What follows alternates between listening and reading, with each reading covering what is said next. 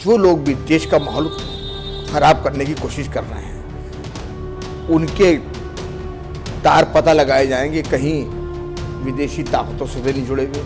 जो लोग दावते इस्लामी पाकिस्तान से जुड़े हुए हैं और उस संगठन के यहाँ पर मेंबर हैं, देश की सरकार दावत इस्लामी पाकिस्तान के संगठन को पता कराए और पता करने के बाद इस संगठन को बैन करे। मौलाना सलमान अजहरी की गिरफ्तारी हुई है, इसको लेकर क्या कुछ कहना है आपका? देखिए, एक बात बता दूं, हर उस शख्स को सज़ा मिलनी चाहिए जो देश के मुसलमानों को गुमराह कर रहा है और मुसलमानों को भड़काकर उनको कानून अपने हाथ में लेने पर मजबूर कर रहा है। लोग करबला की बात करते हैं, लेकिन करबला से उनका ताल्लुक़ पता करना चाहिए कि है भी या नहीं, या ये करबला का लबादा ओढ़कर मुसलमानों को गुमराह कर रहे हैं। करबला हो गई, अब कोई करबला नहीं होने वाली। कशिश जी, भड़काऊ बयान देने वाले मौलाना की गिरफ्तारी हुई है, क्या कुछ कहना है? देखिए, पहले तो मैं सरकार से अपील करूंगा कि जो लोग भी देश का माहौल ख़राब करने की कोशिश कर रहे हैं उनके तार पता लगाए जाएंगे, कहीं विदेशी ताकतों से नहीं जुड़े हुए, पश्चिमी मीडिया से तो नहीं जुड़े हुए, किसी ऐसे संगठन से तो नहीं जुड़े हुए जो एक ज़माने से हमारे देश में तेज़ाब डालने का काम कर रहा है।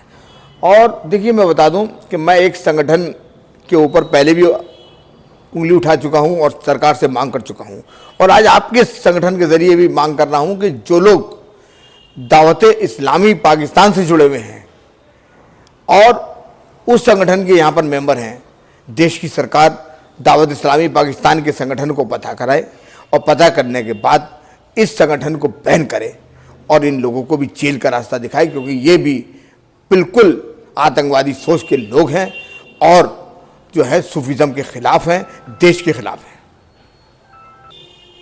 स्वामी प्रसाद मौर्य हमेशा अपने बयानों को लेकर विवाद में घिरे रहते हैं। अब एक बार फिर से उन्होंने विवाद खड़ा कर दिया है। श्री राम जी को लेकर ये कहा है कि जो भट्टाचार्य जी हैं उनकी तबीयत खराब है, उस पर तंज कसा है। देखिए, स्वामी प्रसाद मौर्य भी उसी श्रेणी में आते हैं जिस श्रेणी में मौलाना अजहरी आते हैं। मैं तो देश की सरकार पता नहीं क्यों इनके ऊपर रहम खाए हुए अभी तक और इनके खिलाफ कानूनी कार्रवाई नहीं कर रही। देश में जितने लोग भी इस तरह के हैं जो धार्मिक भावनाओं को आहत करते हैं और देश का माहौल ख़राब करने के लिए और अपनी राजनीतिक रोटियां सेकने के लिए उल्टे सीधे बयान देते हैं, देश की सरकार को उनके खिलाफ कानूनी कार्रवाई करनी चाहिए। और मैं तो पहले भी कह चुका हूँ कि एक बार सरकार इनका DNA टेस्ट करा लें कि आखिर ये है कौन। इसके साथ ही मौलाना तौकीर रज़ा के द्वारा एक बयान दिया गया है कि मुसलमानों का सब्र टूटने लगा है। ज्ञानवापी के बाद इस तरीके का बयान आना मौलाना के द्वारा मुसलमान युवाओं को भड़काया जा रहा है, इस पर क्या कुछ कहना है? देखिए, एक बात समझ लीजिए, सरकार संज्ञान ले। एक तरफ ओवैसी का ये कहना कि दूसरा 6 दिसंबर हो जाएगा, मौलाना अजहरी का बयान और मौलाना तौकीर रज़ा का बयान, ये सारे बयानों को अगर मिलाया जाए तो कहीं ना कहीं ऐसा लगता है कि कुछ लोग मेरे देश का माहौल ख़राब कर रहे हैं और मुसलमानों के हमदर्द बन के मुसलमानों के दुश्मन बने हुए हैं। ऐसे लोगों को जो मुसलमानों के दुश्मन है, मुसलमानों को पहचानना होगा। मुसलमान से अपील है कि वो कानून हाथ में ना ले। ये लोग आपके हाथ में कानून दिलवा देते हैं, आपको गुमराह करके भड़का देते हैं और आप मुकदमों में फंस जाते हैं। ऐसे नेताओं को अब मुसलमानों को पहचानना होगा। बल्कि कोई भी लड़ाई अगर आपको लड़नी है, कोई भी अगर आपको इख्तिलाफ है, अगर आपको कहीं भी कुछ करना है तो शांति के साथ करें, कानून के दायरे में करें, और कानून के दायरा ही सबसे अच्छा दायरा होता है और हमको अपनी अदालतों के ऊपर भरोसा रखना चाहिए। कशिश भाई, वक्फ मिनिस्टर का एक बयान आया है धर्मपाल सिंह जी का, उनके द्वारा कहा गया है जिस तरीके से उत्तराखंड के में मदरसों के अंदर रामायण का पाठ पढ़ाया जा रहा है, इस तरीके से उत्तर प्रदेश में भी सरकार को इस रामायण का पाठ पढ़ाना चाहिए, विचार करना चाहिए, इस पर क्या कुछ कहना है मुस्लिम धर्म में? देखिए, एक बात बता दूं, मेरे नबी रहमतुल्लिल आलमीन सल्लल्लाहु अलैहि वसल्लम ने फरमाया कि इल्म हासिल कर लो चाहे तुम्हें चीन जाना पड़े।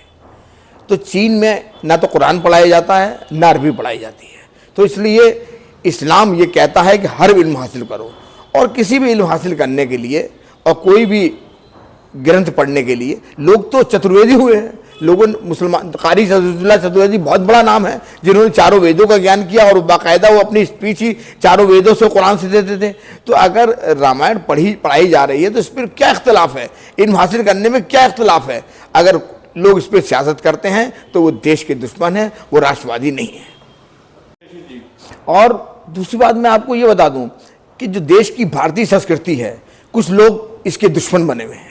जो लोग इसके दुश्मन बने हुए हैं, सरकार उनको भी बाकायदा जांच कराए। दरअसल यही भारतीय संस्कृति है। और आज मैं ये बता दूं मुसलमानों को कि आज से 100 साल पहले अल्लामा इकबाल ने कह दिया था मर्यादा पुरुषोत्तम राम को कि वो इमाम हिंद हैं। तो आज अगर मदरसों के अंदर अगर रामायण पढ़ाई जा रही है तो उसमें मुसलमान को या किसी भी कम ज़र्फ नेता को सियासत नहीं करनी चाहिए।